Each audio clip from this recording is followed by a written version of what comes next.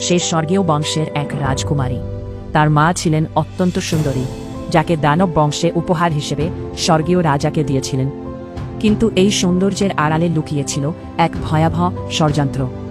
যখন স্বর্গীয় রাজা তার রূপের মোহে পড়ে রাজ্য পরিচালনায় মনোযোগ হারিয়ে ফেলেন, সেই সুযোগে রাজকুমারীর মা স্বর্গীয় রাজ্যের প্রতিরক্ষার মানচিত্র চুরি করে দানবদের হাতে তুলে দেন।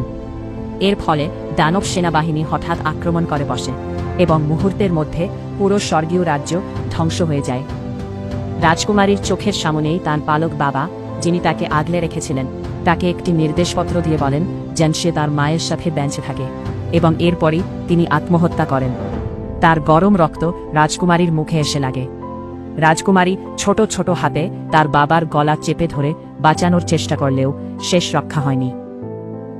তার মা এসে তাকে সেখান থেকে টেনে নিয়ে যান। বাইরে বেরিয়ে রাজকুমারী দেখতে পায় তার সব ভাইদের নিথর দেহ পড়ে আছে।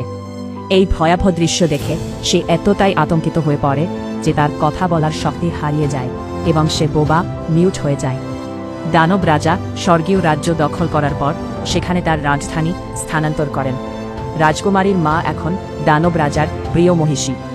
রাজকুমারী যদিও দানব রাজার নিজের সন্তান নয়, তবুও তার মায়ের কারণে তাকে জুলাই রাজকুমারী উপাধি দিয়ে প্রাসাদে রাখা হয়।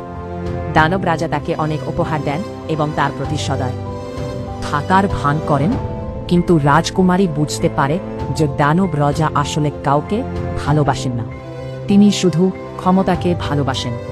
তার মাও ক্ষমতার মোহে অন্ধ হয়ে আছেন। কয়েক বছর পর রাজকুমারীর মায়ের একটি ছেলে সন্তান হয়। এতে দানব রাজা অত্যন্ত খুশি হন এবং সেই ছেলেকে বিশেষ সম্মান দেন। এই সাফল্যে রাজকুমারীর মা আরও অহংকারী হয়ে ওঠেন। রাজকুমারীর মায়ের এই দাপট দেখে প্রাসাদের অন্যান্য মহিষীরা হিংসা করতে শুরু করে। তারা সরাসরি রাজকুমারীর মায়ের কোনো ক্ষতি করতে না পেরে সব রাগ মেটায় অসহায় বোবা রাজকুমারীর ওপর। একদিন এক ষড়যন্ত্রের শিকার হয়ে রাজকুমারীকে পুকুরের জলে ফেলে দেওয়া হয়।